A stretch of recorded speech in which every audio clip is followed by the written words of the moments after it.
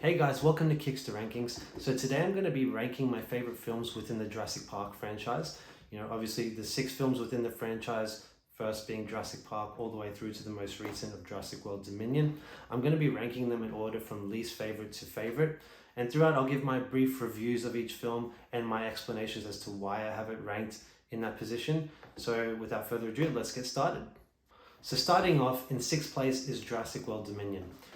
This film, when I went to see it last year, was a disappointment.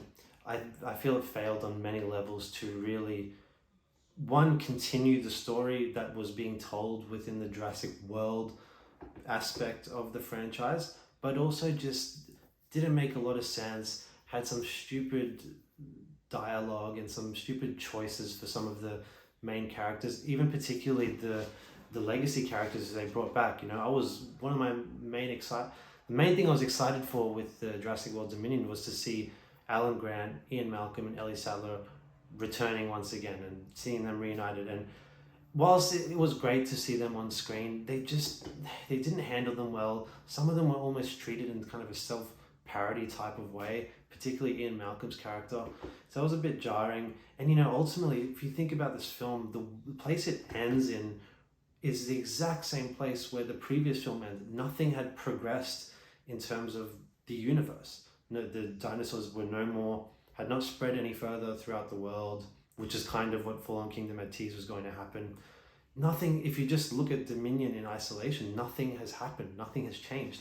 It's a completely useless story within the franchise. And I just think it was poorly done. There was no stakes. I think you could really see some kind of corporate sort of involvement in this film that kind of might have gotten in the way of the director showing his true vision. I feel like there might have been a lot of people whose input was coming in and it just turned out to be a mess of a film. So yeah, Jurassic World Dominion comes in as my least favorite within the Jurassic franchise. Coming in 5th place is Jurassic Park 3.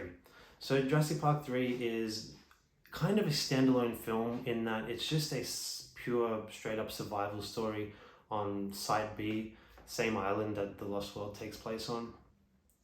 The main characters just get stuck there on a rescue mission and they're just surviving until someone comes to rescue them. It's a really straightforward story. Now, in isolation, the story itself, if there was no Jurassic Park films before it or none since then, it's a fun little adventure film. It's a fun little survival film, but it doesn't push the franchise forward in any way. It doesn't contribute anything to the story elements that were introduced in the first 2 Jurassic movies.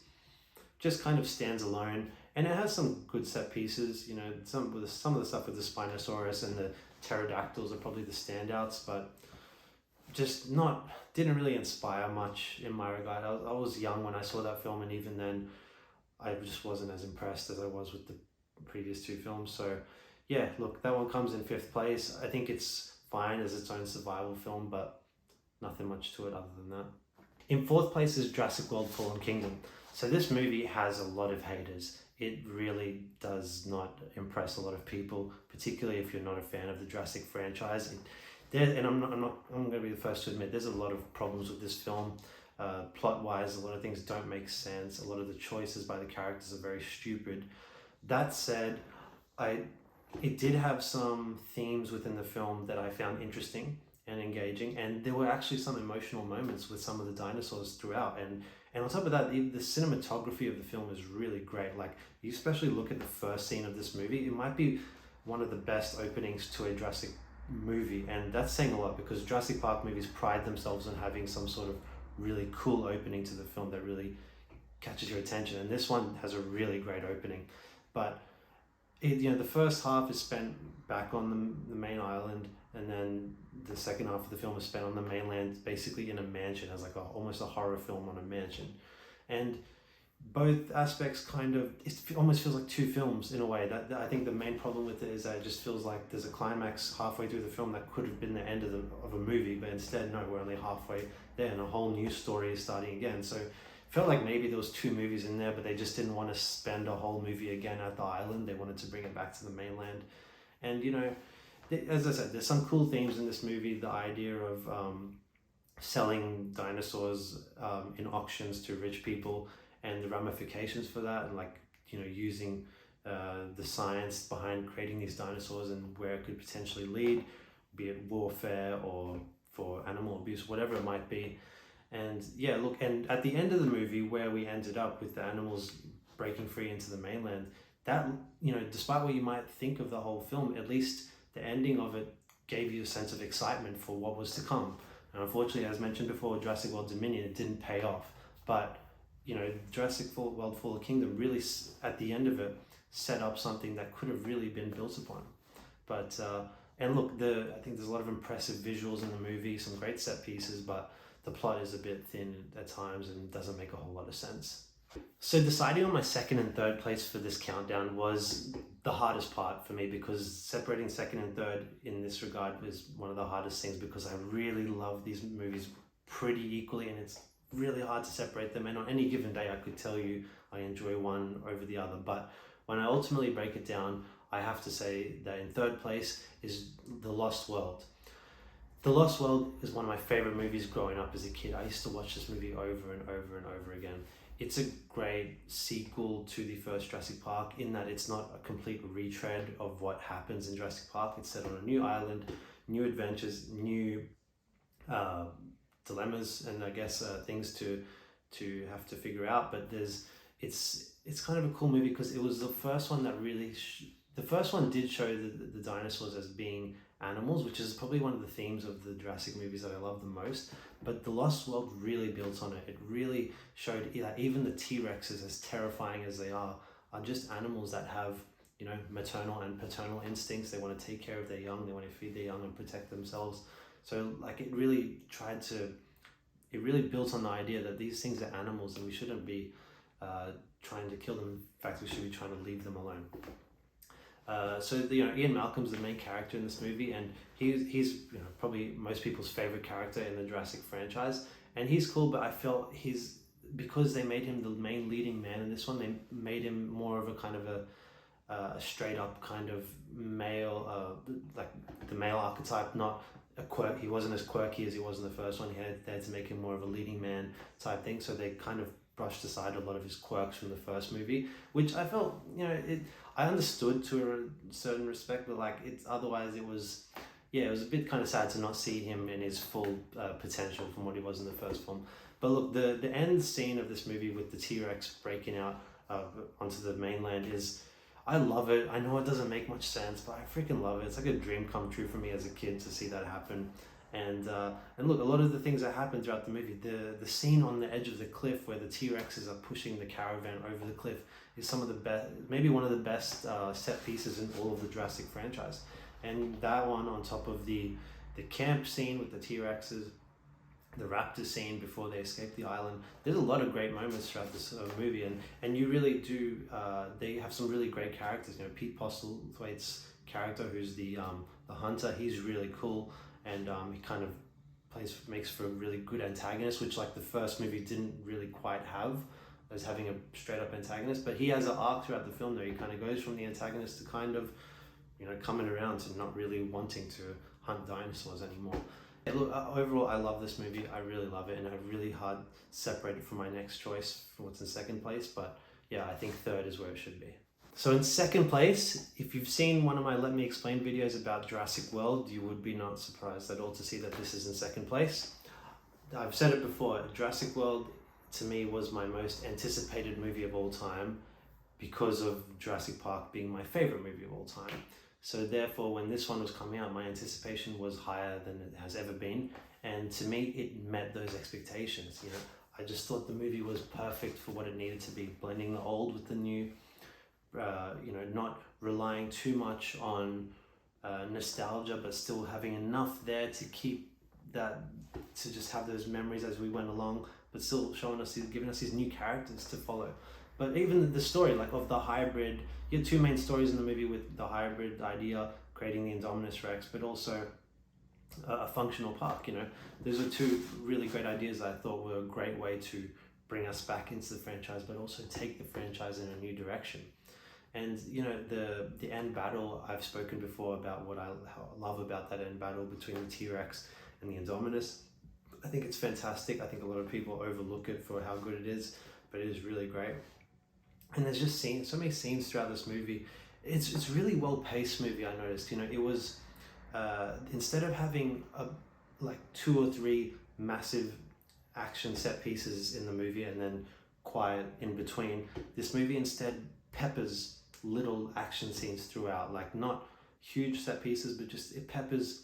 Instead of having 3 big ones, it has like 7 little small ones to just like keep us entertained throughout. And I think that's more relevant for modern audiences who have lesser attention spans. I think that was well done to do it that way. And so for me, it was a really well-paced film all the way throughout. And I really love the cinematography, the music, everything in it. I think Chris Pratt is great too as the new leading man. And yeah, I love this movie, but not as much as number 1. Just quickly before going on to number 1, one thing I wanted to mention about these movies is that if you look at them as 2 trilogies, one being the Jurassic Park trilogy of 1, 2, and 3, and then the Jurassic World trilogy of being 4, 5, and 6. What's interesting to me is that whilst Jurassic Park definitely stands out as being the best by far of all the movies, the Jurassic World trilogy, if it wasn't for the flat ending of Dominion, that had the potential to be the better overall trilogy of films. Jurassic World, I think, got off to a great start of rebooting the franchise, but like a soft reboot that's like created a new trilogy and a new story about hybrids and dinosaurs, spreading onto the mainland. I think they started off really great. And Fallen Kingdom, despite what you might think of that movie, the ending of it had a lot of promise. And if they had delivered on that promise in Dominion, it could have really made for a superior franchise compared to the first 3 Jurassic movies. Because the first 3 Jurassic, like the first one, undoubtedly the greatest. The second one is a good movie, but it's kind of detached from the first one. And Jurassic Park 3, as I said, is completely detached even more. So it wasn't really a cohesive trilogy. They were just kind of almost standalone movies. But if you looked at the Jurassic World, they were clearly linked. And so it really had that potential to be the superior trilogy. And it's kind of sad to see that it didn't get to do it because Dominion was a big letdown. And I just thought I'd mention that before I move on to the final, which is my favorite. So in first place is, of course, Jurassic Park. This one right here. As I've said before in my previous Let Me Explain video, Jurassic Park is my favorite movie of all time. I love it to death. I can watch it forever and ever and ever, and it never gets old to me. There's always like new little things I discover about it, and I just always appreciate certain aspects of the film. The filmmaking in Jurassic Park is just second to none. I mean, Steven Spielberg was just at the peak of his powers when he was filming this movie. It's just the perfect adventure movie where you come to an island and there's these creatures that have been brought back from the dead, and it's just I think the most amazing thing about Jurassic Park is that how it steered clear from being a straight up horror movie, because I think a lot of directors and a lot of filmmakers would have taken that easy route to like, let's scare the hell out of our audience and let's make these things like monsters, and let's terrify everyone. I think that would have been the really easy way to do it. And the book is actually a bit more like that. It is a bit more of a horror from what I remember. But this one, Spielberg really made the effort to show us, give us an hour beforehand to really appreciate the majesty of these creatures, to see the Brachiosaurus and the Triceratops and all of these things like in their beauty and how amazing they are without them being threatening.